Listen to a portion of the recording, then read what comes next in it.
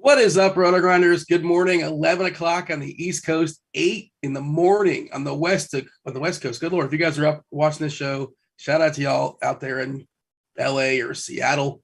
Hey, normally, Blender, this is your time. We're eating on your show right now. Typically, this is kind of like your, you dig into like what happened last night, looking forward kind of a bit to some degree as far as the slate today.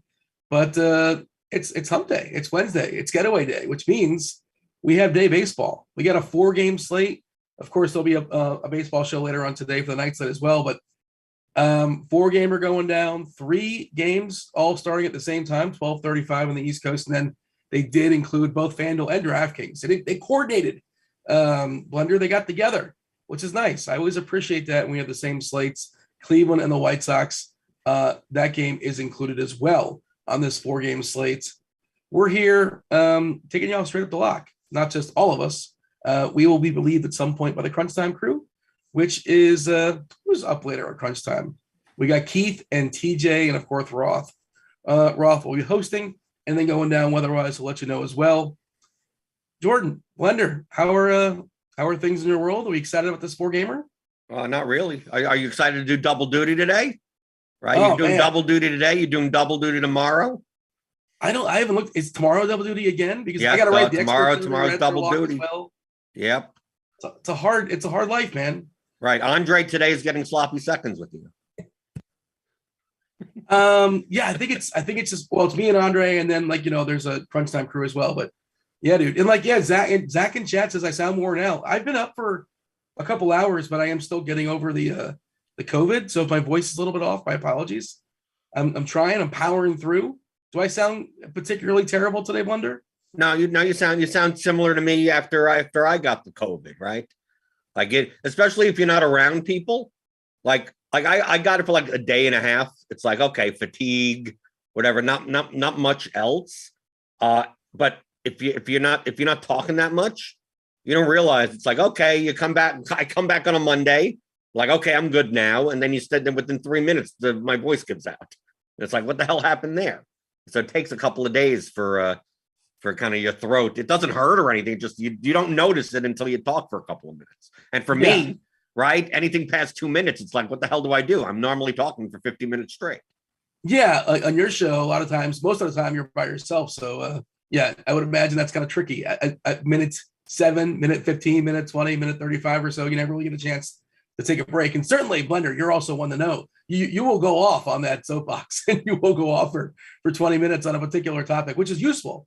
But maybe that you got to ration your words out to some degree. Yeah, but it's useful for you today because if you can't talk, I could surely make up make up for it. Do want to say hello there to the YouTube chat, those that are watching early in the morning. We appreciate if y'all hit that like button, do subscribe, turn on those notifications, all that good stuff. And producer Steve is lurking. Devin's probably lurking as well. If y'all have any questions, by all means, throw them in the chat, throw them in the Discord channel. We will find them. We will ask them on your behalf. We got plenty of time. 4-gamer. Well, only difference as far as the slates is that FanDuel does not have the Dodgers pitcher. The pitcher by the name of, I did look it up. I want to see how to pronounce it correctly. I think it's Pepio, Ryan Pepio. Will be throwing baseballs today for the Dodgers. Unavailable on FanDuel. He's the cheap guy to kind of make stuff work on DK if you need salary to open up. Ryan Pepio, Dylan Peters, Adrian Hauser, Vladimir Gutierrez, Jameson Taillon, Jose Barrios, Vince Velasquez, and Aaron Savali That is not a collection of pitchers we're terribly excited about, is it? No, I mean, this is a hope you could get 15 points out of your pitcher type of slate, right? So I'm looking at this, and I mean, the overview of this entire slate is the Brewers are going to be massive chalk. Mm-hmm. The Dodgers probably come in slightly below that, a bit below that, but the Brewers, we take a look at these team totals. The Brewers have a 5.6 team total, which is significantly higher than anyone else. The Dodgers 4.87. Then everyone else is kind of like, yeah, the White Sox 4.5. Then everyone else under 4. The Yankees are now under 4, 3.99. No Stanton, no Donaldson probably factors in that to some degree. Right. Yeah. Because their lineup is a bit weaker than it normally would be. But the pricing on like the Brewers and the Dodgers are also like cheap in comparison to their team total. So like the Brewers have no batter above 4,300, and the Dodgers, even because they have no bets in the lineup, no batter. I mean, Trey Turner's 5,400, but everyone else is 4,700, 4,500. You got some $3,800, $3,700 guys in there. Rios is cheap at 2,200. So like it's easy, even with two 9K pitchers, to get a Dodger stack or a Brewers stack. So that's going to lead people to probably like Pepio as the SP2. And then basically you're rolling the dice on like pitching wise, Tyon, Barrios, Hauser, Velasquez. I mean, like, I'm not excited to play any. I'm not excited to play any of these people. It's just you got to play someone, right? But aren't you excited just being blender? Aren't you excited? Like you have a 4-game slate, so there's less things you need to beat. And if all the ownership's going to concentrate on Brewers and Dodgers, are you not excited to play other stuff? Oh yeah, of course. Oh, I'm talking about for the general public. For the general public, like, oh my God, I'm not going to feel comfortable with my lineups if I don't play the. I love those situations. So here I look and I go, okay, I'm playing 6 lineups today. I'm playing 1 in the 121 on DraftKings and 5 in the big $15 contest. And I personally am Xing out the Brewers. I'm just Xing it out, and hopefully they don't do well enough. The only question that I have to ask myself is what is correlated to the Brewers failing? Well, Vladimir Gutierrez is actually pitching a decent game. But you're not playing him, I don't think. I'm thinking 5,200. If you don't play Pepio at 6,200, yeah, like, and I'm gonna fade Milwaukee. Like maybe I don't do that in my 121 entry, but like, dude, like obviously the scenario is not 1-to-1, right? So the Milwaukee stack could fail by only putting up 3 or 4 runs off of Gutierrez, and Gutierrez still ends up with like 2 points, and that's not good, right? But Gutierrez could go 6 innings, 7 strikeouts or something. Most likely not.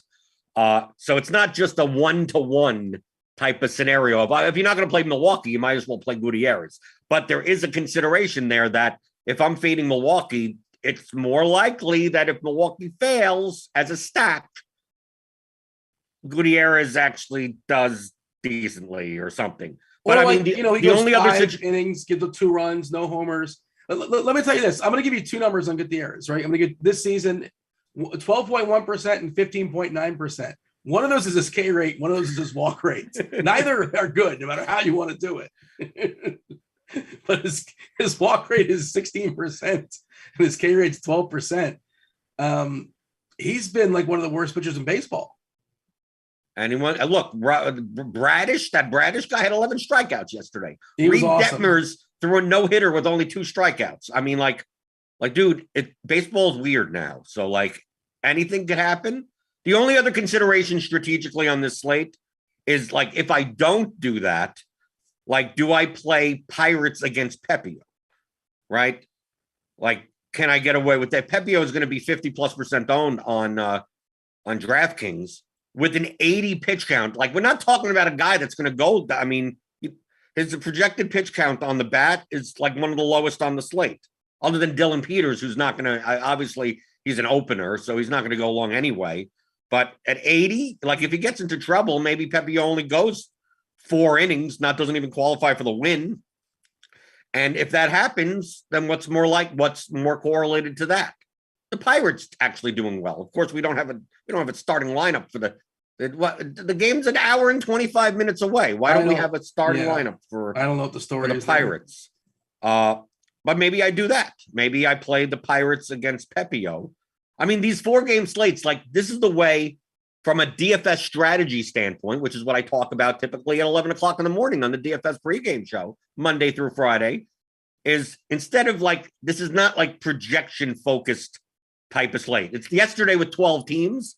Yeah, you can kind of X out some teams, right? Like you don't need to get like nutso. But in a 4-game slate, this ownership is gonna condense enough that like screw the projections at some point and just go like what are more people gonna do and what's my easier path to first place? I have 6 lineups. Give me 6 easy paths to first place. It doesn't all have to be the same thing, but maybe I play a pirate stack in a lineup. Maybe I play Gutierrez in 2 lineups with no Brewers. Maybe I can't play Dylan Peters. He's not going to pitch long enough against the Dodgers.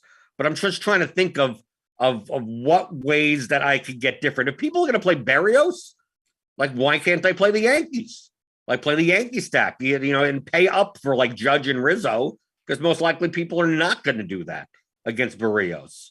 So like just finding those opportunities, I think is very valuable. But when doing so, you always have to be, you always have to acknowledge that if the expected thing happens, you lose. That's it. You have no shot, right? The Brewers come out at the, an hour and 20 minutes from now and put up 7 runs in the first inning. Like just go to bed. Right. You're just right. You go to bed. Go to bed. It's in the middle of the day. What do we go to bed? I don't know. You're probably taking a nap in between the 2 shows that you're doing today. I got the expert survey I got to write and dig into, and I got to prep for the next show, man. It's a rough life. Prep? What are you prepping for? Dude, I mean, I actually prepare for that. I actually like research stuff, and you're just looking at like ownership things and like. I mean, I prep, but like how much? I mean, my prep to play a slate is only like 10 to 15 minutes long. So how many now I have to talk about it? It's like, dude, I could just look at this. Let's see. Okay, people are doing that. What can I do different? Right? People are going to do this, and I'm going to do that, and.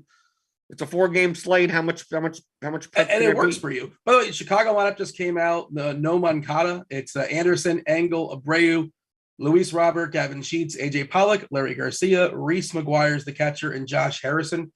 I pulled up Derek Carty as the bat, and you were talking about pitching. Like it's just about survival, right? Have you looked? I'm sure you looked at this actually. As far as the projected points, the highest projected point total for any pitcher, DK. Is Jameson Taillon at 13.5. And then there's a drop to Berrios at 12 points. And there's a drop to Vinny Velasquez at 11, Savali 11, Pepio at 10, 11. Pepio is not like his major prospect for the Dodgers, but, he's in a good ballpark facing a bad Pittsburgh team. He's shown an ability to strike people out. He's also been wild as well. We don't know what he's going to be. Who knows? He's going to be cheap. That's what we want to get in and out as cheap as possible and survive. As far as pitchers, what's your takeaway as far as that? Like, obviously, none of that is good. Like, you have the money to buy these players, right? But if any of these pitchers were on the slate yesterday, there's no chance you're playing Taillon at a projected 13 fantasy points for 9.3K. Berrios, you're not paying 8.4 against the Yankees, most likely. He's been pretty horrendous so far this year. So, what is your approach? And like everybody's going to be playing Pepio. Again, that's DK only. I ran some optimal stuff and I capped it at 68% for whatever reason. I don't know why I picked that number. And yes, it's Taillon and Pepio. And the third guy is Jose Berrios. And then there's Savale and Velasquez. And none of this feels comfortable. Maybe play Hauser. Overspend on Hauser against a terrible Cincinnati team. Maybe we do that. You can do anything you want. I mean, there's no pitcher on the slate has a strikeout prop over 4.5, and most of them, some of these are with the juice on the under. So it's quite possible on this slate today, no starting pitcher throws 5 strikeouts, right? And strikeouts are the most point dependent. I mean, for DraftKings scoring for a ceiling, it's very strikeout dependent. So like, what does the pick? But that's why it's all going to. If I'm going to fade the Brewers, why not play Gutierrez? Because what am I scared of? If the Brewers, like, let's say the Brewers put up 2 runs in 5 innings off of Gutierrez, and Gutierrez had 3 strikeouts, and he's sitting there with like 8 points at 5,200. I'll take it. Are you right? But I'm saying on yesterday's slate, we had tons with Verlander and Giolito and pitchers Ray that could 10 strikeouts. Like, am I scared that much at like, dude, can I get 20 points total out of my 2 pitchers? Good luck. That may be fine. That may be fine on this slate. So like, is there a dramatic difference in playing some of these pitchers other than Pepio is obviously in the better spot, but with a shorter pitch count? He's cheaper at 6,200. Like, if he gets you 10 points, you're fine with 6,200. But like, can you get 10 points out of anyone on this slate? I think other than Dylan Peters, who shouldn't pitch more than maybe 2 innings, maybe 3. I'm perfectly fine. I mean, really, it's a maybe a cop-out type of answer. I think you should focus more on what stacks you're playing and not on the pitchers, and just whatever. If you're playing the 5-3 of one thing, and as long as you're not playing a pitcher against those 2 teams, to pick whatever 2 fits at that point. Because like, you're not playing Peters, right? There's who are you? No, that's the only. You're not playing Peters only due to pitch count. You tell me Peters could pitch 90 pitches against the chalky Dodgers team, then I start talking the same way with Gutierrez. The thing with Gutierrez is that Gutierrez could pitch 100 pitches, right? The problem is he doesn't last 100 pitches because he's given up 7 runs. So like, that's why he never gets there. Like all the other pitchers on the slate, Pepio has the lowest out of, other than Peters, Pepio, and the fact that Dave Roberts manages the team, like his projected pitch count's around 80. And at 6,200, he has a nice median. But like, if 50-60% of people are going to play Pepio, like if he gets into like, the high pitch counts, 3 and 2 counts, even against Pittsburgh, like what is his ceiling? I don't know. If he doesn't pitch 5 innings, he's not even win eligible. Am I that scared of not playing Pepio? So like I look at this, and that's why I go back to whatever 2 pitchers fit. I don't even mind playing pitchers against each other, right? Because then technically you're slightly negatively correlated because only one could get the win. But dude, like, can I get 10 points each? Can I get 20 points at total at pitcher? You could make a case for any of these pitchers positively. You could make a case for any of these pitchers negatively, right? Some a little bit more than others. So I know that people come on and watch the Grinders Live for the takes, but for pitcher, I have no takes. I'd rather play, all things being equal, I'd rather play lower owned pitchers. Instead of playing Barrios or Pepio, I'd rather play Hauser, pay up, even though he's slightly overpriced. I'd rather play Tyon. I'd rather play Savali or Velasquez or Good. Right? It's like, tell me, Ryan Pepio is 6,200. Vladimir Gutierrez is 5,200. Currently, our ownership has Pepio on DraftKings at 57%. Gutierrez at 4%. Yeah. So are you telling me that Pepio has a 14 times more chance of outscoring Gutierrez? Of course not. Right. Well, that's the point that I'm making. Nowadays, most likely he does because Gutierrez sucks, but not to that extent. So with pitchers, like I don't think you're sacrificing much ceiling wise. I'm fine. I'm literal, other than Peters because of pitch count. I'm fine with anyone. Well, let me ask you this: if you're playing Gutierrez, then you could gravitate to a chalky stack. Now, of course, the chalky stack is Milwaukee, but you could play Dodgers with them because you're already different with Gutierrez. No, I have no problem with that. But I mean, even on a 4-game slate, I try to get it even more different, right?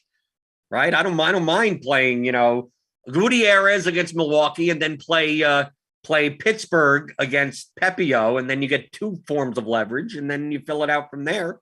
You could do that as long as one is successful. It's typically low enough that you're doing well in that scenario. But yes, if you're playing a Gutierrez, you don't have to get as crazy, right? But there's only 8 teams on the slate, so like, what's off the board? Like Cincinnati, right? it would be considered like off the board, but it's not like they're going to be not owned. I mean, they're going to be owned. I mean, everyone's going to be owned. Well, it's hard to hide in a 4-gamer. Right. Well, it's hard to hide, but it's also hard to see where people are going to go. And I'm treating this slate as in GPP as the easiest path to first is Milwaukee failing. Right. If Milwaukee succeeds and you have the Milwaukee 5-man stack, it's going to be hard for you to differentiate. Yeah, you can. Right. You can play Milwaukee plus Hauser for correlation, and then don't play Pepio, and you play, 3 Pirates, Milwaukee 5, Pirates 3, and the Pirates are going to be low owned enough. And you play a Yankee 1-off or something in a 5-2-1 or some type of lineup. Yeah, that could work. But you have to get everything perfect, right? Milwaukee has to smash, and you have to get everything else right, because 30+% of the field is going to have Milwaukee. So you're not even guaranteed to cash if Milwaukee does well. But I know that if I play other stuff and Milwaukee fails, I have a great shot at winning. So on a 4-game slate like this, I'm just going to basically, the Milwaukee game starts at 12:35. I'm going to know pretty soon whether or not I should bother even paying attention to the slate, right? If Vladimir Gutierrez strikes out the side in the first inning, I'm going to now I'm going to be doing well. But understand, like I always say on these shows, I'm not playing, and DFS GPPs are not about playing the most probable. It's about playing the most profitable. And the most profitable doesn't mean the most amount of money you could possibly win on every slate. If you're optimizing for cashing, then play the Brewers. If you're optimizing for winning first place, but losing and not cashing 95% of the time, then fade. Yeah. It's always like you're talking out of both sides of your mouth, where like you clearly know Gutierrez has been horrendous. You're well aware of this. But you're also saying it's possible, maybe not today. Maybe he won't be completely horrendous today. Anything you but it's not like I'm like if it's not like I'm saying I'll play Aaron Savali, who hasn't been good either. The thing is that there's no leverage there. There's not enough leverage. The White Sox, they may be like the 3rd most owned team or something on the slate, but it's more the fact that if Milwaukee's going to be 30+% owned, like what is negatively correlated to that? I talk about this in NFL or even MMA. Like in NFL, a way that you could play DFS without like even looking at really projections is go, what's the chalk and what's negatively correlated to the chalk. So if you have like if a running back is going to be 35% owned. He did throw 3 innings on the 4th, but like, yeah, he's not going to go. We can't imagine he goes very deep. Not really worth rostering. Besides the fact he's facing the Dodgers, I guess he can go 3 innings and be okay.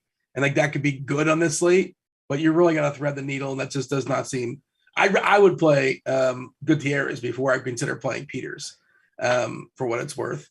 I would consider playing the Pirates if they come out with it's an hour and 10 minutes. What are we waiting for? What's going on with the Pirates? Is there COVID? Is there someone coming back from injury? What's going on here? I don't know. Maybe they're trying to figure out the pitching situation, but I think supposedly Kranick is going to be the guy that's going to be the long man coming in. What does that have to do with batters? We have a DH now. Who cares? Look, man, I don't know. I don't know what's going on in Pittsburgh. Yeah, it is always kind of strange. You assume it's some kind of an injury of some sort. They're kind of like working somebody out, but I don't think that's the case. We'll see. Maybe the beat writers is taking a day off. It's the Pirates. Who notices besides us? Right. I mean, I understand not having a Cleveland lineup. That's at 2:10 Eastern. Okay, I get that. They have a game in an hour and 9 minutes. We cut off for a second. I'm looking at the chat. Apparently they missed me repeating myself 7 times. You were dropping dimes according to the chat. Like you were about ready to. You were going to stick the landing. They missed it. It's on the cutting room floor. That's in the director's cut. Go the GrindersLive director's cut. You have to go buy the DVD for that. Man. So if not Gutierrez, if you're not going to play Gutierrez, who do you think you're going to end up? Anyone. I just said. Why are we talking about pitching? Pitching is God. To close your eyes and hope for the best. I mean, like really, I'm sorry to say that's what it is today. I'm not excited about playing anyone other than Pete. If you just remove Peters, pick your stacks, and whatever fits. I I'm dead serious on that. Like these pitching projections, other than Peters, and truthfully, other than Gutierrez, because Gutierrez projects horribly. That's why I said you're playing Gutierrez not because of a projection, only because you're fading Milwaukee as a pure leverage play. But outside of those, it's like, dude, all these pitchers project the same. I mean, like, it's just like any of these guys could get blown up. Any of these guys could throw 5 strikeouts. I mean, I have no really. Most likely, I'm not going to play Aaron Savali because I'm playing the White Sox. Most likely, I'll be playing Vince Velasquez because I'm less likely to play the Guardians. But I mean, it really comes down to what lineup you're playing. Like, as long as you're not playing the pitcher against your stack, like, I mean, that's the honest truth. I'm not going to say that one is better than the other. They're good luck getting 20 to 25 points out of your pitching spots. And on a 4-gamer, especially this 4-gamer with these pitchers, I'm okay playing at least one hitter against my pitcher. Are you okay with that? No, I would still not do that. What? This Slate. I mean, these pitchers aren't going to go like beyond 5 or 6 anyway. Like we saw, like with Manoah against the Yankees on a bigger slate where Manoah crushed and the Yankees crushed. They got the back end. Yeah, but you don't need to. Like, the opportunity cost is still high enough that you don't need. There's enough options that you don't need to. If this was a 2-game slate, I'd be with you. Yeah. 3-game slate, you're cutting the line. But on these, yes, is it more viable than on a 12-game slate? You're absolutely right. But still, by default, I'm not going to play a batter against one batter against my pitchers and hope for the 1 or 2 at bats from the bullpen. Because I want the pitcher to pitch from a ceiling perspective, 7 innings, 10 strikeouts, right? 100 pitches. And it's like, what so that batter's not going to do well. But nobody's going to do that, probably. You never know. Well, I mean, that's what you're hoping for. Maybe Gutierrez does that. He might, I suppose. Barrios has been just bad this year. If you look at his numbers dating back to last season, 24.6% Ks, 6% walks. If you take just this season for Barrios, big free agent, 14.8% as far as the Ks. Massive dip. The walks at 7.4% as well. He's been just bad. He's been getting barreled up too, if you kind of look at that kind of stuff as well. Barrel percentage, 12.8%. The swinging strikes aren't very good at 8.4%. Yankee Stadium, of course, there's no Donaldson, there's no Stanton, which is pluses and minuses to facing Stanton, for upside, I want him in there. But of course, Stanton can hit 2 or 3 homers and knock you out of the game pretty quickly. How much do you care about how bad Barrios has been? I know you're just going to play any 2 pitchers. And I don't know what analysis I could give you. It's yeah, dude. Any of these guys could get blown up. Any of them could have a decent game. These aren't good pitchers. They aren't bad pitchers. It's just that they're mediocre. I mean, really, I can't give you anything more. I mean, I'd rather talk about the batters than anything else, because to me, this slate is not going to be made by the pitchers. It's going to be made by the bats. Well, the pitchers that survive, you're just looking to survive, and just looking for 5 innings. Give me 5 innings and give me 10 points. I think you're fine. The likelihood of one of these guys putting up 30 is low, but it could happen. You never know. What about overspending on Hauser, though? Again, I know you want to talk about the hitters. You're not overspending that much or anything. The difference he's not good, and he's like 9K. He's definitely an overspend. Yeah, but if you're playing the Pirates bats, then why not? Right? Well, if you're playing a cheap stack, who cares? I think that's a way to be a little bit different in this slate to play Hauser. Yeah, I guess so. But I mean, he's still going to be owned. We still have him at 25%, so it's not like he's unowned. Well, I mean, you got to roster 25% of the pitchers on DK. Right? So is that my math correct? Yeah, you got to roster 2 of 8. Right, 2 of 8. That's correct. And Pierce doesn't really count. So, yeah, and we have Barrios at 61%, which is a massive number. I don't know if it gets that high. I don't think it gets that high. I think it'll be a little bit more even, yes. But I believe Pepio will be the highest owned pitcher on this slate on DraftKings. Obviously, on Fanduel, he can't be because he's not there. I'm keeping an eye on Twitter. I'm trying to figure out what's up at Pittsburgh, and yeah, at some point, I like this now because the later and later this lineup comes out, the more and more I want to play it. So people are building their lineups now. They're going, I don't know, and I can't play Pittsburgh because the Pirates lineup is everyone's playing Pepio and no one's playing the Pirates. The Pirates lineup isn't out, so maybe I put the 2 in my large field. I may not do it in the 121. This is that to me. This is good because once crunch time comes around, I'm going to be making lineups. But the Did that sell out the 121? Did I miss it? That's in the. I guess it's sold. I don't know. I registered the night before. Yeah, I tried to sign up on Fanduel and everything, and Fanduel was basically sold out too, except for like their big $4 contest or something like that.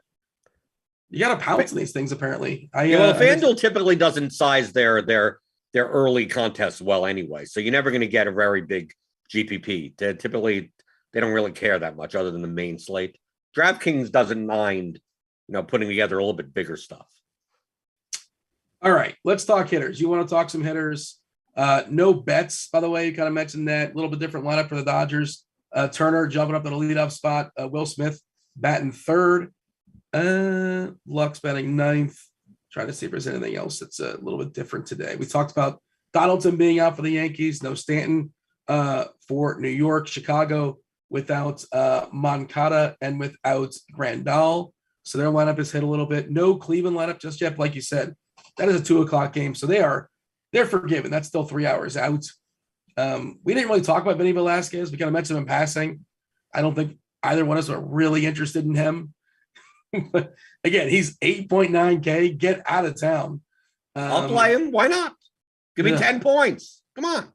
Yeah. I mean, look. All he has to do is avoid Josh Naylor because apparently he's Babe Ruth now. Yeah. One time, Marlon, first round, second round draft pick out of Mississauga, Canada, I believe. Ontario. How do you know this? Guy. What? How do you know this? I don't know. It's not like I would understand if you knew it if he was the drummer of Guns N' Roses, but our pre-show conversations. Which again, I don't know how I do that one either. Just gotta pull that one out of wherever. But yeah, I got a friend. I've been in Toronto, and it's like a suburb, I believe, of Toronto, Mississauga, and it's just that's a name you don't forget, Mississauga. I'm pretty sure that's where he's from. I could be right. That's Mississauga. That's the wife of Mr. Water. Well, no, it's not Mrs. It's not Mrs. Agua. Mrs. Agua. So it's Mr. Water and Mrs. Water. Yes. Right. Let's talk hitters. And as far as ownership, again, ownership's going to condense, like you said, massively on Milwaukee. And we didn't really go into it, but like they had the biggest team total. They're in a good ballpark. They're facing Velasquez, who's been horrendous. He walks the world. Locked in for 9 innings, and the prices are pretty good too. So like, if you're playing cash games, you're probably going to load up on a bunch of Milwaukee. And if that's what you're doing, I mean, that makes sense in cash, obviously. You're saying you're just going to cross out Milwaukee and say like, no, thanks. Too much ownership there. Yankees, Toronto, obviously great boppers in that game. You talk about playing Chicago. Their lineup is taking a hit. A couple of their bigger bats are out with Grandal and Moncada being out. So I presume you're shuffling over to guys like Jose Abreu, Tim Anderson. Maybe. But take a look at this Milwaukee ownership, our projected ownership on Milwaukee bats, especially the lefties against Gutierrez. Colton Wong, 44. Yelich, 44. Tellez, 34. Narvaez, 30. Adames, 26. Renfroe, 17. Jace Peterson, 14. Kane and Urias are single digit. So there's ways to like, okay, don't play Wong or Yelich and play 5 guys that aren't them. Okay, there are ways to make Milwaukee lineups that are have a little bit less ownership. But dude, you tell me that 20 to 25% of the lineups will have both Wong and Yelich in the lineup. I'll just cross them out and hope for the best. I mean, this is just all these guys like that, and they're all correlated to each other. Just yes. If you're playing cash games, you're probably playing 5 of them. Like you look at the bat optimal, it's 5 Milwaukee, there's 5 Brewers in the lineup. I get it, right? That's the most expected, the most probable result. But you don't win GPPs on the most probable result. I'm going to win by the knot. So like, look at this ownership. Then you go to the Dodgers. Trey Turner, 42%. Freeman, 41%. Muncy, 35%. Will Smith, 29%. Then you got Bellinger, Lux, and Taylor in the double digits. Justin Turner at 9, and Edwin Rios at low. Yeah, you could throw Rios in if you want to make a Dodgers type of thing. So you're telling me that Trey Turner and Freddie Freeman combined are going to be in like 20+% of lineups, and Wong and Yelich are going to be in the other 20+% of lineups. Like half the field, more than half, 50 to 60% of the field will have some combination of the Brewers and the Dodgers. Half of the lineups, 60% of the lineups, right? Yes, isn't that it's correct? The most though? probable. Should that be, what's the correct number? What's the wrong Not number? that much. I don't know what the correct number is. It surely shouldn't be that high. Well, I don't know what the correct number played is, like but it you, shouldn't be this Blender, much.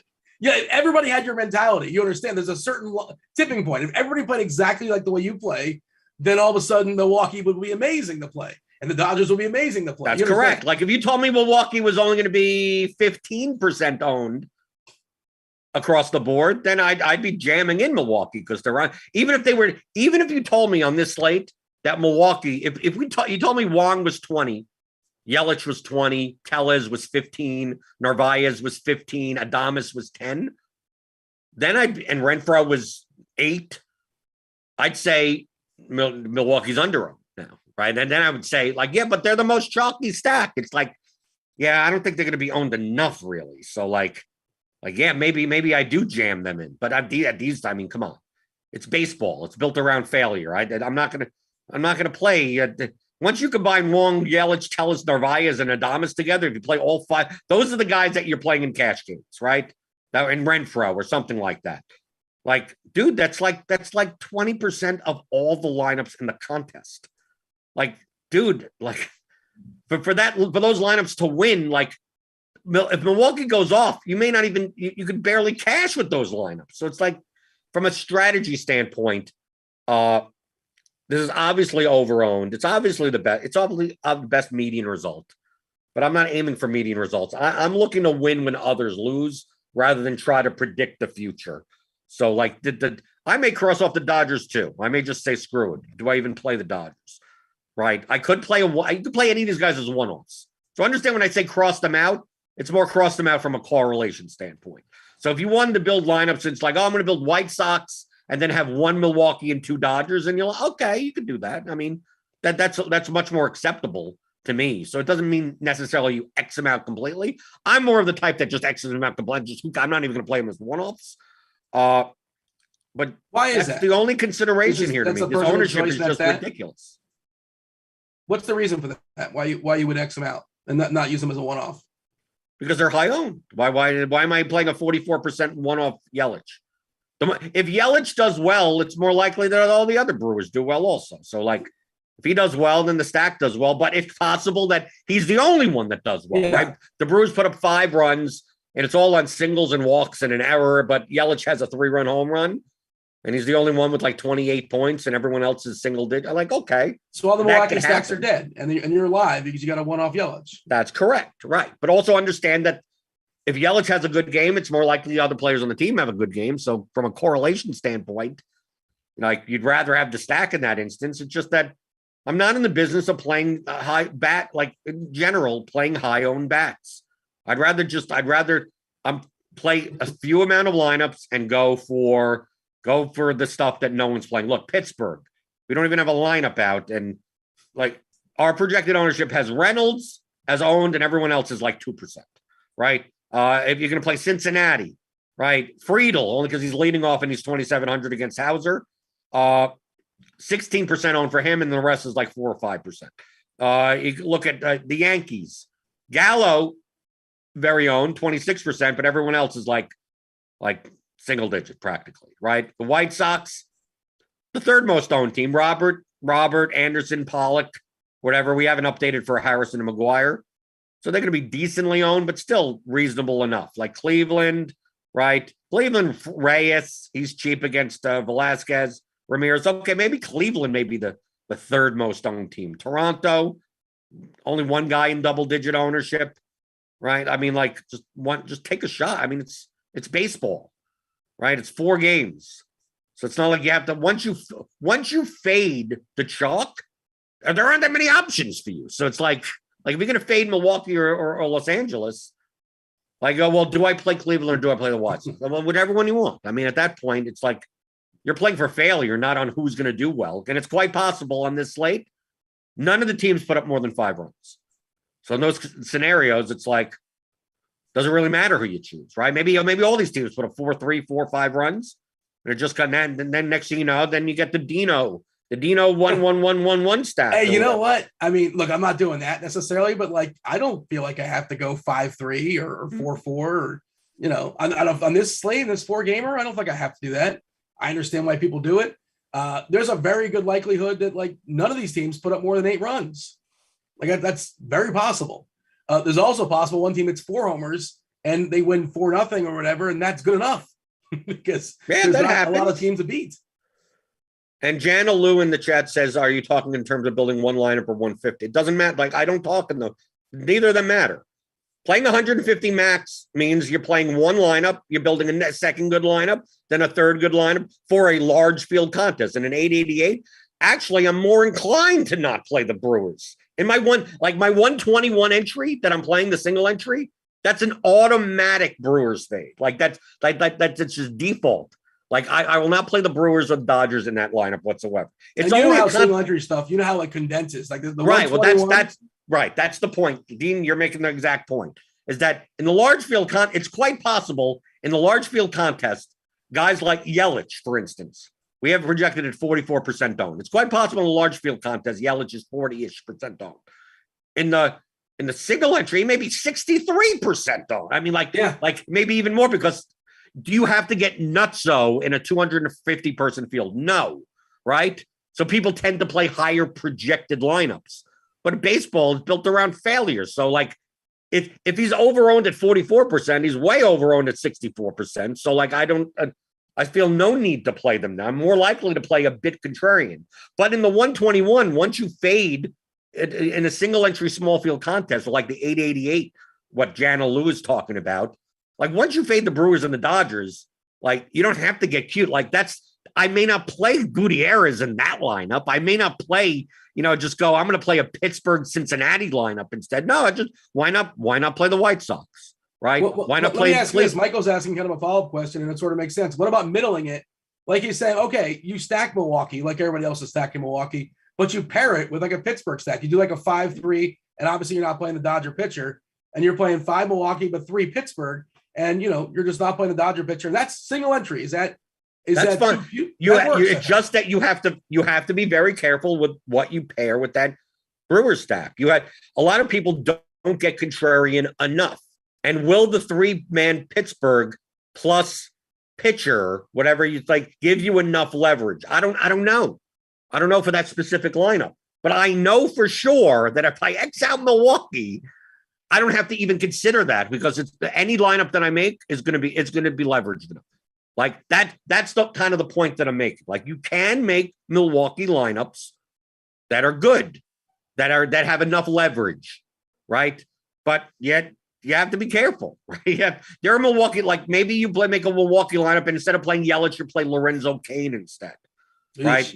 You fake, right? I know, but that's what I mean. You have, if you don't have a reaction of yeesh to your lineup on a 4-game baseball slate, you're building too chalky of a lineup, right? It's very similar, like what we'll talk about in showdown contests, right? Yeah.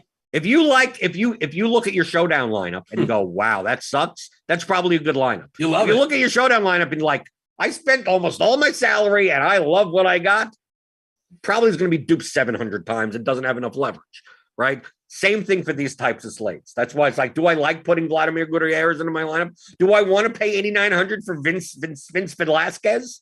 Right? Am I enthused about playing Lurie Garcia at second base? No, of course not.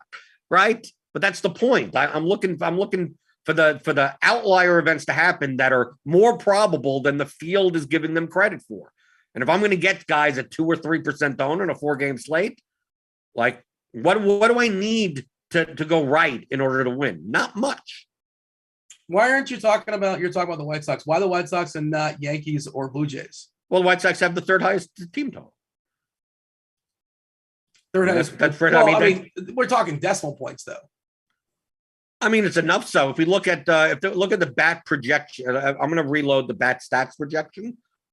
But still, we're what, 40 minutes away from the Pirates game and still no lineup. They have not tweeted. I just pulled up their Twitter account. They have not tweeted for 15 hours. I don't know if they're okay. Are they dead? Are the Pirates dead? I don't know, man. I'm not sure. The last tweet they have is they lost 11-1. They go, hey, we lost. Like, this is the final score from yesterday. They quit. Did they close? They closed down. They might be closed for business. I don't know what's going on with Pittsburgh, but I thought Oakland would beat them to it. But I guess Pittsburgh might be out of the league. We'll see how that goes down. But yeah, it is weird. So here's the ceiling. I'm going to sort by ceiling point per dollar. So looking at the ceiling and comparing it to the price. Okay. Let's first look at raw ceiling. Price, who cares? Number one is Milwaukee by far. Literally 14 points higher than any other team on this 8-team slate. They're 100. Then right after them, 14 points down, is Cleveland. Slightly below them is the White Sox. Then 2 points down is the Reds. Then from the Reds, you get the Pirates are 2 more points down. And then you get the Blue Jays right underneath there. The Yankees 2 points further down than that. And then are we done? Am I missing anyone? I don't know. Because it has all the games on it. So I have to skip over some things. So it's like looking at that, it's like, okay, from a ceiling perspective, the difference between the Yankees and the Guardians is a decent enough. I mean, like it's basically the Brewers and everyone else. And then you look at ceiling point per dollar wise, from a salaries perspective, number one is still the Brewers, right? Number two is the Pirates. Number three is the Reds because they're cheap. Then the Yankees, right? Then the White Sox. Then Cleveland, while being second in like the highest ceiling, they're also much more expensive than they really should be for that ceiling. The White Sox also, the White Sox as well, right? But I think that game, the Guardians White Sox game it's hard for me to judge. Like I feel like that's a game that could possibly be more offense in if I'm going to go away from these other two teams, like the Dodgers and the Brewers. But we have a couple of extreme hitters umpires today, for what it's worth. In the Toronto Yankee game, extreme hitters umpire, and extreme hitters umpire in the Cincinnati Milwaukee game. I pulled up the bat for Cardi, by the way. Do you know who's projected the most likely to hit a home run? Of course, nobody's likely to hit a home run. But you know who's most likely at 35%, which is a really big number. I'm bringing it up. Let me guess. Yeah, I mean, I'm gonna. Please don't tell me it's Joey Gallo. It's not Joey Gallo. No, it's probably a Brewer. I'm assuming. Yeah. I'm Tellez, maybe. It is Rowdy Tellez at 35%, which is a huge number. Well, technically, just to be clear, it's not 35%. It's not. Well, 0.35 is not 35%. Well, how am I reading that wrong? No, 0.35 in total. Because what happens if he hits 2 home runs? That's the median point. Okay. I'm playing the Cardi role. Now I hear what you're saying. So if you're betting props and stuff like that, like you could relate it you're not going to be far off if you consider that to be 35%. But also it's 35%. It's a 0.35 home runs on average. Okay. Right. So some of them are 2 home run and 3 home run games. Of course, they don't happen that often. So to hit exactly 1 home run, right, is like probably somewhere in the 31% type of, right? Because there's sometimes you hit 2 home runs and you understand what I'm saying, right? No, I understand. Right. But plate IQ score, I think 8 of the first 9 hitters for a plate IQ score, according to OneUp-HQ. Not surprisingly, they are Brewers and Dodgers. The only one that's not a Brewer or a Dodger would be Jose Ramirez, who we're not certain if he's playing today, but I presume he will play. Rizzo was kind of interesting, being number like 8 or 9 or so. Like I think he's the first guy that pop in there that's not a Brewer and not Jose Ramirez and not a Dodger. Just trying to think of different ways to attack this slate that sort of we haven't really talked about. Crunch Time Crew is coming in, 5-10 minutes or so precisely, taking you guys up the lock. I believe it's TJ and Keith. I presume that TJ is going to have his Spidey bomb did you have an answer? Do you have a response to the Spidey Bomb blender? Like, what's your gimmick? What do you have? I play wherever you want. That's not that. How does that help me? As the viewer, It helps you a lot it frees you up. It gives you freedom. It's zen. That's like, I don't have to. I can just plug in anyone I want, right?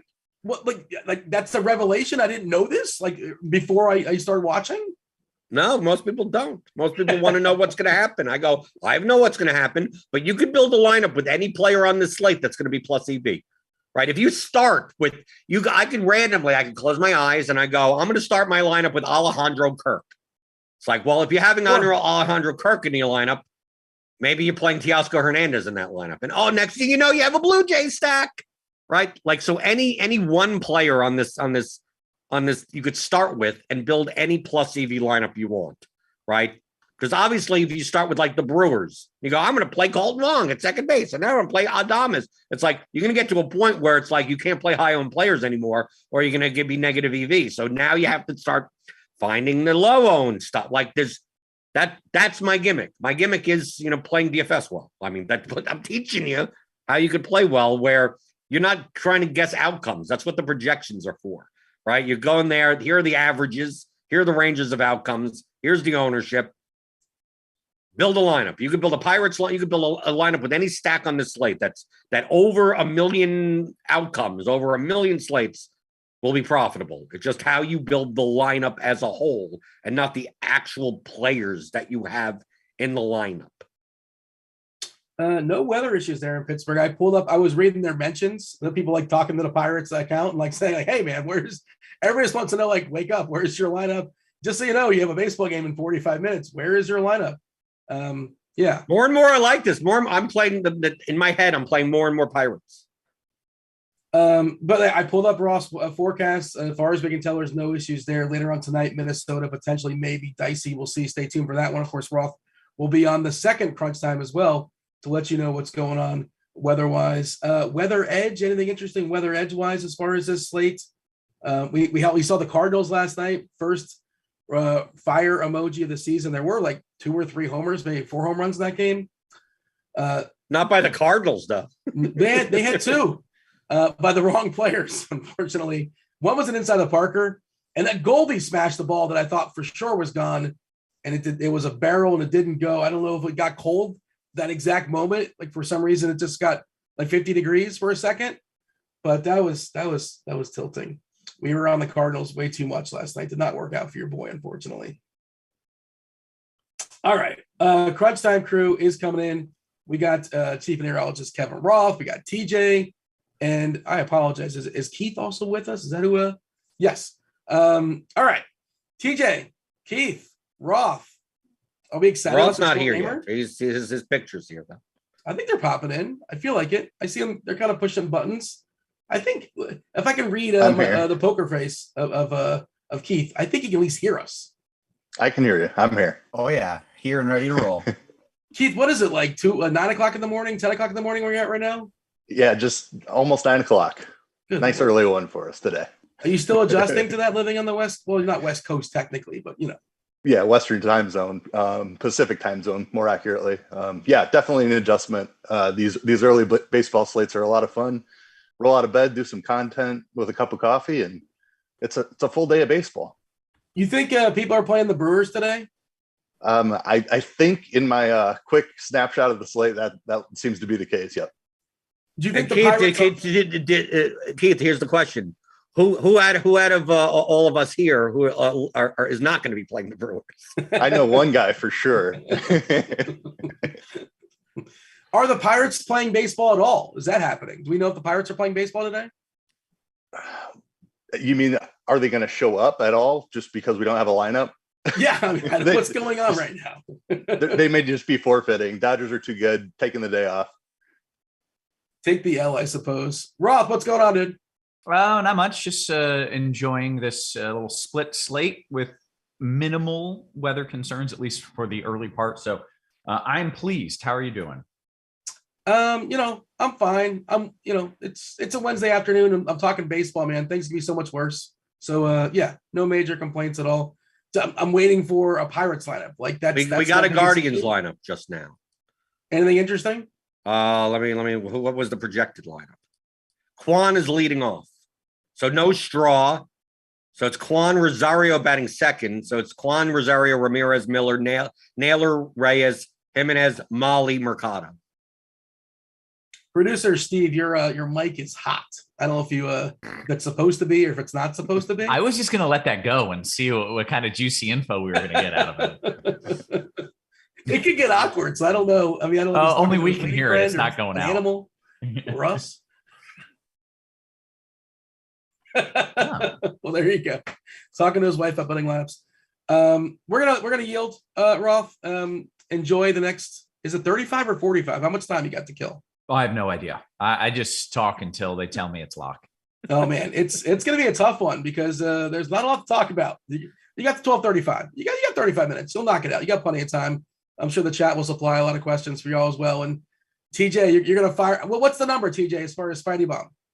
Well, we got 126 people watching right now. If we get to 50 likes, we got a Spidey Bomb today. TJ, are you aware of Mississauga? Oh wait, hold on. Did I mispronounce that? Oh geez, I mispronounced it. No, you got it right. Mississauga, Ontario. You got it right. Okay, there you go. I know you, as a Canadian, you shouldn't be aware of every Canadian city, and you're far away from I'm Mississauga. very far away from Mississauga. Like, where do you live? I live in Florida currently. Yeah. Okay, so I'm not closer to you than I am Mississauga, but I'm probably closer to somebody here than I am Mississauga. You're like 4,000 miles away from me or something like that, probably. Maybe 3,000-ish, I think. Yeah, I'm really far. Can I get caught up on what is Mississauga? I feel like I missed something important here. It was we had time to kill. Yeah, Josh Naylor, the greatest baseball player of all time, is born in Mississauga. Wait, I might have mispronounced it again. My apologies. I was corrected in chat multiple times, but it's just a fun name to say, is it not? It is. And what a fun player. I saw him lose his freaking mind after he hit a home run the other day. I imagine. Did you see that, Dean? I don't believe I know I saw him hit several home runs. He was coming off the field, high-fiving people, and then started screaming, "Feed me! I want to eat!" And he starts screaming, takes off his hat, yells, and throws it like his helmet. He was just an absolute lunatic. I will try to tag you under the video because I was like, oh my God, that man is terrifying, but I love it. So like if you're in your power rankings of your favorite players, I imagine Shohei Ohtani is just entrenched at 1. Yes. But Naylor is now working his way to the podium. He's now number 2, and my boy Wander Franco is 3. So we've got, he's got the silver medal right now. Like this, he seems like an absolute lunatic, and I approve of that. I'm Ohtani's 2,500 miles from Orlando, Dean. All right, there you go. That's and I'm like 250 miles from Orlando. Went to school in Orlando, but no longer calling Orlando. All right, we're gonna yield. You guys knock out the rest of the slate. This is the start of FanDuel Crunch Time. Roth, TJ, Keith, take it over. Excellent stuff from Dino. As always, we appreciate the little bridge there, guys. Welcome to it. Crunch Time sponsored by FanDuel. The only reason you're getting to see this show for free is because FanDuel is sponsoring it. So if you are watching on the YouTube, hit that like, hit the subscribe. And if we get 50 likes, then you'll get a Spidey Bomb. TJ, if I'm not mistaken, the last Spidey Bomb, at least that you gave me, was Shohei Ohtani. And it was a double Spidey Bomb that night. Double Spidey Bomb, his first career Grand Slam. Yeah, it was a pretty good Spidey Bomb last one. The low-owned cheap one we gave was Margot. He got hurt halfway through the game. He didn't get the home run, but he still had 18 FanDuel points, so we'll take it. That's pretty good. Good stuff. Hey, guys, if you haven't done so, sign up for the FanDuel Sportsbook if you're in a legal sports betting state. New users get a risk-free bet up to $1,000. FanDuel Sportsbook users can take advantage of that. They receive their bonus with their first bet, which is great. Some places it is not quite that simple. Terms and conditions apply. Also, if you haven't checked out Scores and Odds, if you're dabbling in the sports betting scene, maybe you're signing up for the FanDuel Sportsbook, sign up for scoresandodds.com. We've got you covered over there as your number one place for all things sports betting. You get some of the sharpest minds in the biz who bring you the DFS, bringing you some sports betting goodies as well. Speaking of sharpest minds in the biz, TJ and Ice, how are you, man? Good. This is an ugly slate we've got here. So I don't really know what direction we take this. There's some chalk that's shaping up. Like Jose Barrios has been terrible, and he's projecting for like 60% owned against the Yankees in New York Stadium.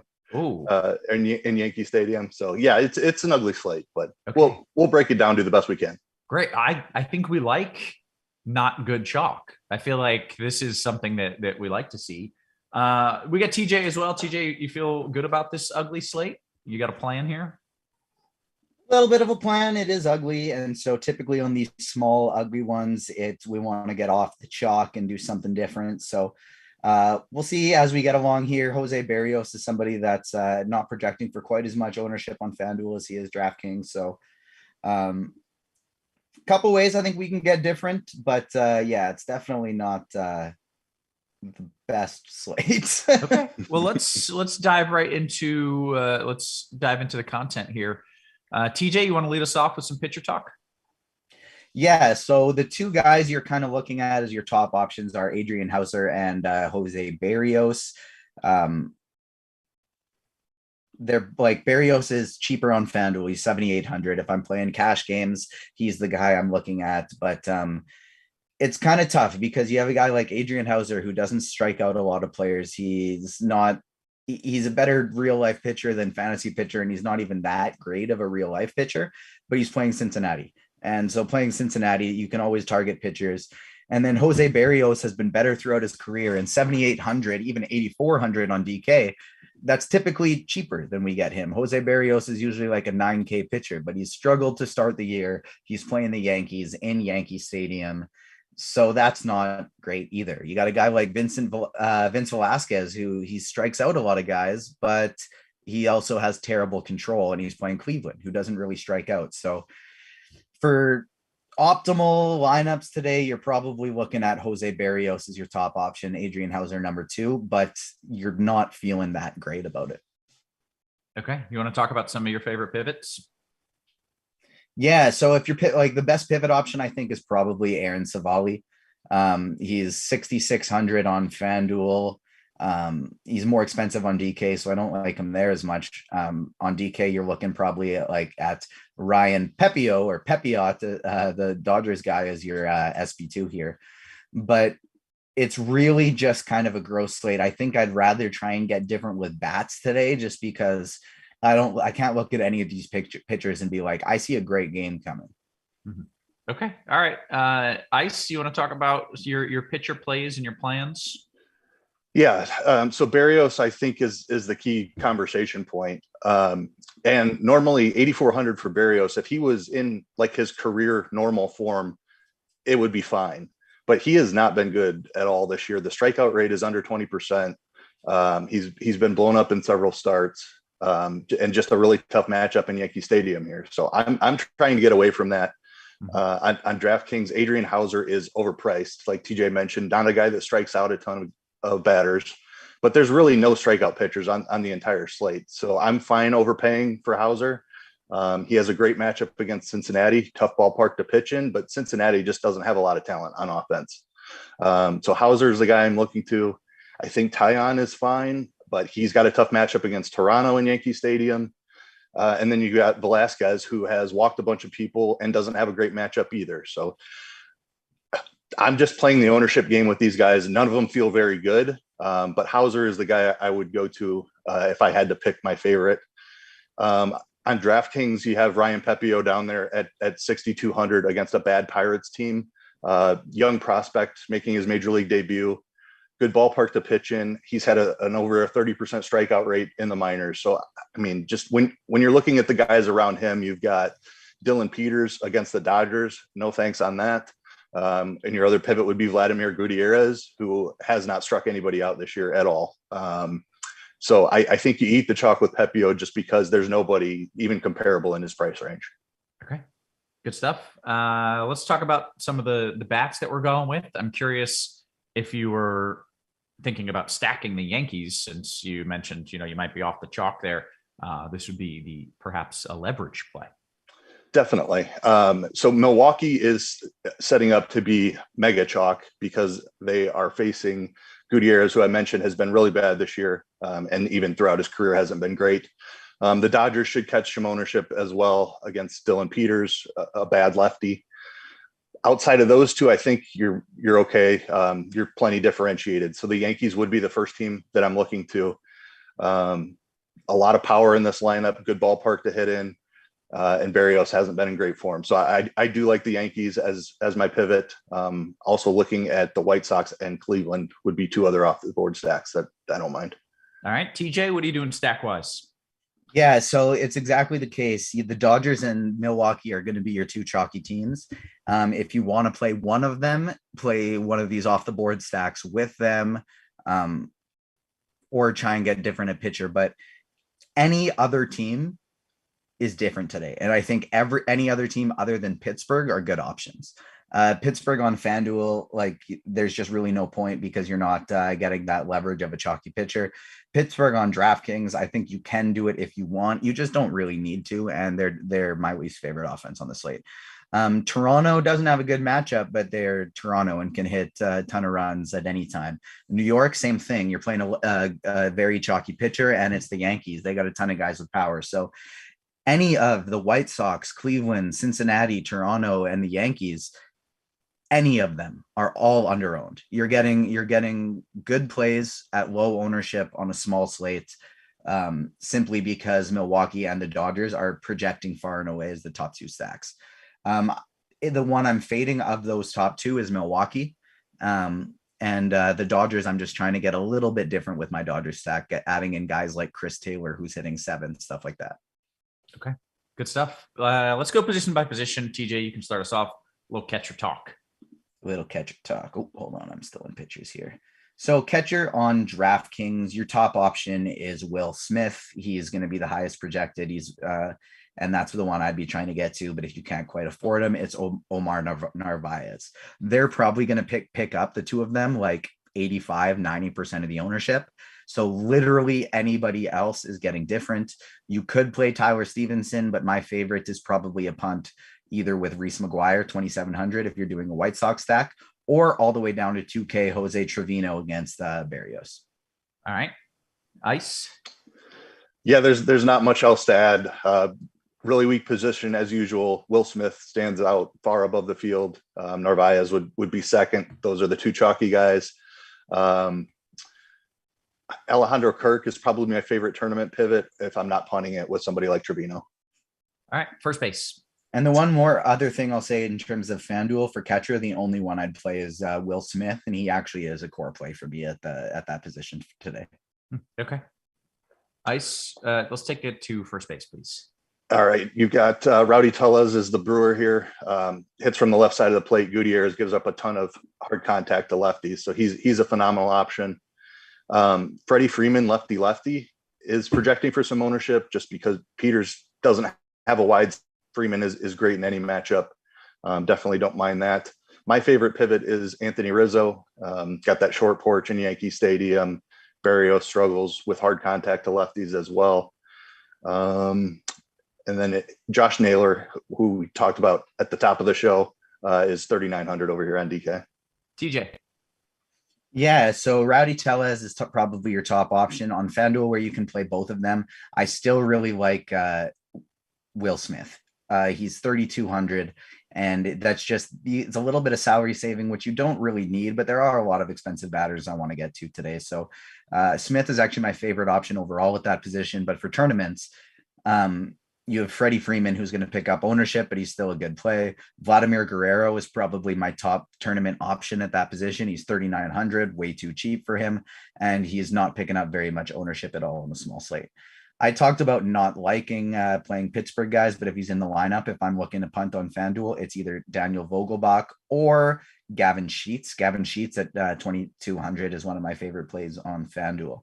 On the DraftKings side of things, Rowdy Tellez at 4,300 is without a doubt your top option. But if I am trying to get different, Tellez or Freddie Freeman, who's 4,700 is way too cheap. But if I'm trying to get different, again, I'm going all the way down to Gavin Sheets at 3,700, or I'm going all the way up to Vladimir Guerrero at 57. Okay. How about second base? Second base here, Colton Wong is your play on DraftKings. He's going to, for cash games, he's going to be incredibly high owned. And then outside of that, there will be no one else owned. And so You got a guy like Brandon Drury who's hitting second, not a great hitter, but there you go. Gleyber Torres at 3,800 on DK. He's batting fifth against Barrios, who's going to be super chalky. I think that's interesting. And then a Jays stack. No one ever wants to play Espinal because he doesn't have a good spot in the lineup, but he's a good hitter, and I never mind going to Santiago Espinal in some stacks. On FanDuel, I think free cash games, your option is still Colton Wong batting leadoff or Max Muncy. But my favorite tournament option here is Chris Taylor, where you can play him at second base. He's a Dodger in a great spot, but because he's in the second half of that lineup, people don't want to play him. Okay. Ice, second base.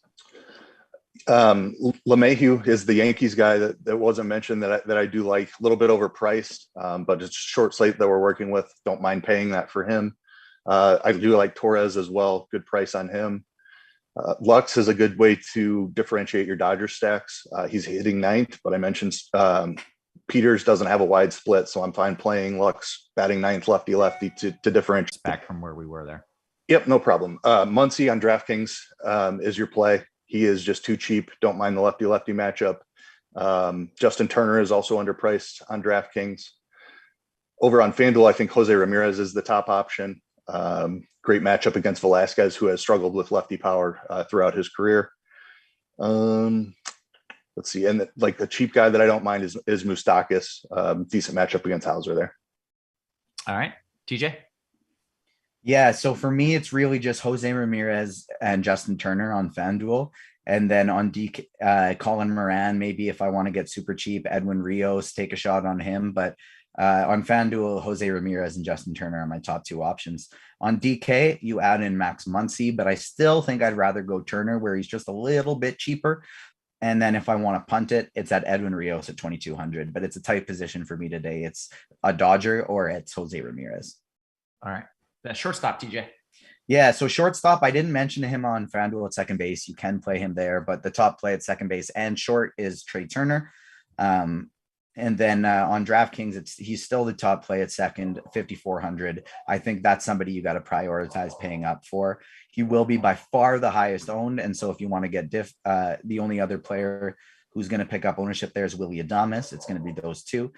So if you want to get different, you do have high upside plays like Tim Anderson and Bo Bichette, who aren't going to pick up near as much ownership as they are. Ice? Yeah, I agree with everything he said. I don't have much to add. The tournament pivots for me also are Bichette and Anderson. I don't mind an Ahmed Rosario if you're looking for another name. All right. Then that brings us to the outfield. We're cruising here, guys. Yeah, short slate, pretty straightforward. So, I mean, it's the same story in the outfield. It's Brewers. Yelich is probably the top option on the slate, 4,300 over here on DraftKings. Joey Gallo is really cheap, a ton of power against Barrios, who struggles with lefty power. You got Franmil Reyes underpriced. I like Bellinger in that lefty matchup as a way to differentiate Dodger stacks. Luis Robert is a great option in the White Sox lineup against the low strikeouts from Savali. Let's see. Aaron Hicks is leading off for the Yankees, very cheap. Chris Taylor is another Dodger that I really like. And maybe way off the board, Brian Reynolds, I don't mind, especially on DraftKings where Pepio is going to be picking up some ownership. All right. TJ, outfield. And then we'll just get to some of these QQs. Dogs were barking. I was still muted. Christian Yelich is far and away the best option on both sites. If you're playing a cash game, he is the first player you are plugging into your lineups on both sites. Having said that, he's going to be ridiculously high owned, and there are some great pivots not picking up the same ownership that you can play on FanDuel. Aaron Judge, George Springer, Luis Robert. They're all in the similar price range. They're not going to pick up the same ownership, and they're all players that could easily outscore him just by they all have double dong potential tonight. So those are all guys that I'm interested in. In terms of a cheapies on FanDuel, I agree with the Joey Gallo call. I think that's a good one. TJ Friedel, great first name. Friedel, however you say his last name, I don't know. His first name is so good that's all I can look at. He's leading off 2,500 on FanDuel. I think you can play him there. Franmil Reyes, a cheap option. Steven Kwan is probably my favorite cheapie. Chris Taylor is somebody you can play at in the outfield as well, but I'd rather play him in second. And then, of course, my Blue Jays guys, Teoscar Hernandez and Lourdes Gurriel, I like in stacks as well. On DraftKings, why am I talking so fast? We got so much time. I got to slow this down. On DraftKings, Christian Yelich, his price tag looks even better there, 4,300. Stephen Kwan's priced up here, so if you're playing him, it's on FanDuel. But I still like the same Springer, Judge, Robert as lower owned options. Chris Taylor, 3,900 here is my favorite mid-range play. We got on lineup HQ right now.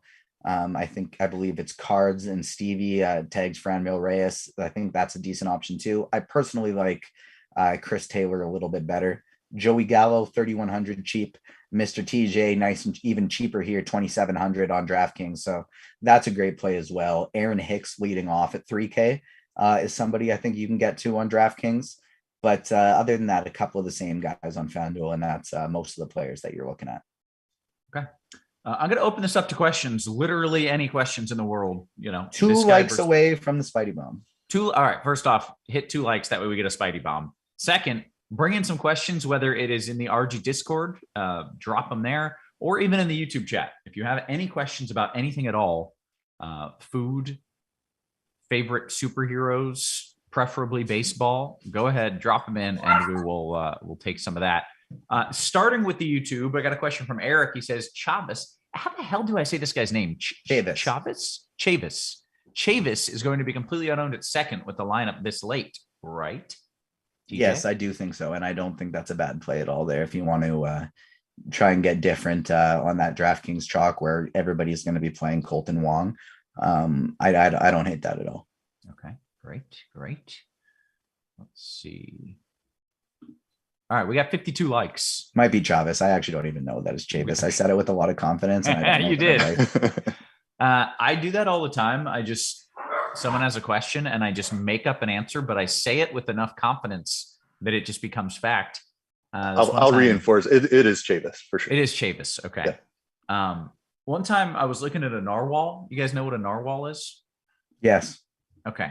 Yeah, only because of you. Okay. Yeah. I've told this story. It's like a walrus with a unicorn horn, right? Yeah, it's got a unicorn horn. And so I'm watching this like National Geographic thing with my wife, and she's like, "Why do they have that huge horn? Like, why do they have it?" And just instantly, I was like, "Oh, it's because when they surface, they need to break up the ice above their head so that they can breathe because they live in cold climates." And I don't know why I said that. And I Googled it and I said it with 100% confidence, just like, certainly this is the reason. And I Googled it and no, it's not why they have it at all. Like so now every time I do that, I just like make something up. We call it a narwhal situation. Like, she asked me something. She's like, is that real or is this a narwhal situation? There we go. We got a question. I stalled long enough. D-Dot, FanDuel single entry 2v2, Barrios and Trey Turner or Hauser and Luis Roberts? I like the second one there. I'm trying to do everything I can to get away from Barrios. All right. TJ, you want to give us Spidey Bomb action? Well, Spidey Bomb action. Okay, so the number one Spidey Bomb today is going to be... Wait. Is this chalk Spidey Bomb first and then under-owned Spidey Bomb, or are you just going one Spidey Bomb? You know, how many viewers we got going on right now? We got time. We got 105, 56. So if we get it up to 65, I'll do the unowned one today. Okay. However, having said that, this one isn't going to be at near as highly owned on DraftKings. So I think it's a pretty good spot that you can go on DraftKings regardless. But Spidey's here. Things have been going real well ever since we sent that letter into Rob Manfred. Yep. Maybe it's just a stock thing and we happen to have a good batch of balls right now, but ever since we sent the letter, things have been going well. So it is what it is. I can't confirm or deny the mysticism behind it, but the Spidey Bomb today is going to be Jose Ramirez. If we want the low owned one, then we're only 9 likes away. Okay. Give us something to wait for here. We did get a few more questions in, which is excellent. D. Montgomery says, "Hey, Roth, what is your gut on the Astros Twins game tonight?" My gut is that they do not complete the game. Beyond that, I'm not entirely sure. Are they going to try to play it? I think so. It's too far out to know. And legitimately, even tonight, I'm not going to know the answer. I'm telling you that right now. But if I had to guess, they play like 6 innings and then the game ends. But like that is all of the outcomes are on the table from they finish the whole game to they don't even try to play it.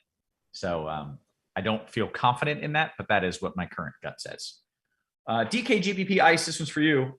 With pitching being very meh today, should I just like Pepio because of the matchup and evenly spread out my exposure to the other pitchers minus Peters and Velasquez? That is what I'm doing. I think Velasquez is even in play. Like none of these are great options. So Pepio is too cheap. There's no clear pivot in the price range. So I'm going overweight there and then spreading out amongst the top guys. Okay. I got a question from Steve. He says, is it wrong to play Velasquez in a single entry FanDuel GPP? I will let you both answer this. TJ, you first. Is it wrong to play Velasquez in a FanDuel single entry? It's not wrong because there are, I think on a slate like this where everything's gross, your best options are Hauser and Barrios. Nothing's wrong. I would rather try and get up to Jameson Taillon if I can. That would be my goal. But yeah, there's no wrong answers. If you wanted to tell me that because of how gross all this pitching is, you want, and the amount of ownership going to Milwaukee, you want to play Vladimir Gutierrez today, he's gone over 4 innings every game he's played, even though he gets lit up. Maybe those hard hit balls get caught and he goes 5.5 and he's the top point per dollar pitcher on the slate. So I don't think there's any wrong answers with pitching today other than Dylan Peters, just because he's not going to go long enough. Okay. There's no wrong answers because there's no right answers, basically. Yeah. Exactly. All right. Ice, you want to add to that? You okay with Velasquez in a single entry? Yeah, I'm fine with it. It's just a gross pitching slate. You can do anything you want to. Okay, great. I'm going to jump over in that YouTube, see if we got some questions here. People are asking, so what is the real reason the narwhals have the horn? Nobody knows. Scientists have no idea why narwhals have the horn, but it is not to surface and break up the ice. To confirm, Roth also may have made that up. Right. Scientists we just don't. Yes, maybe a narwhal situation happening right there. Let's see.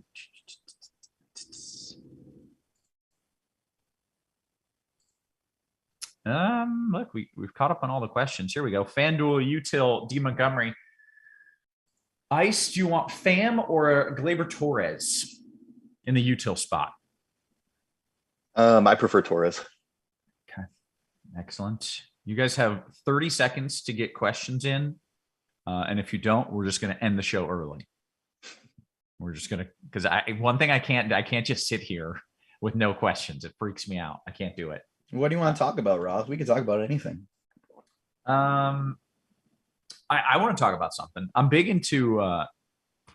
really big into aquatic facts I've found out about myself, like narwhal things. I recently learned how big and how heavy a blue whale's tongue is, and it blew my mind. I'm gonna Google it right now, but it's gonna blow your guys' mind. And so we're 2 likes away from the low owned Spidey Bomb. So if you want that, hit that button there, and we can get it. But some aquatic facts while we're waiting. This may be PG-13. So if you don't want PG-13, just hit the mute button really quick. But fun fact, dolphins are the only, wait, that doesn't actually seem right. I actually don't know that this is true now that it's a narwhal. We got a narwhal situation. This could be a narwhal thing, but I'm just thinking about it. That they have fun sex. They have sex for fun. Yeah, they're the only other the mammal that have sex for pleasure. Yeah, I think. But now that I'm thinking about it, I feel like I see my dogs going at things every now and then, and that makes me think different. Why is my dog humping a stuffed animal? Yeah. Yeah. Okay. A blue whale's tongue, just the tongue of a blue whale weighs as much as an elephant. Think about that. Think about how huge an elephant is and how much an elephant weighs. Their tongue alone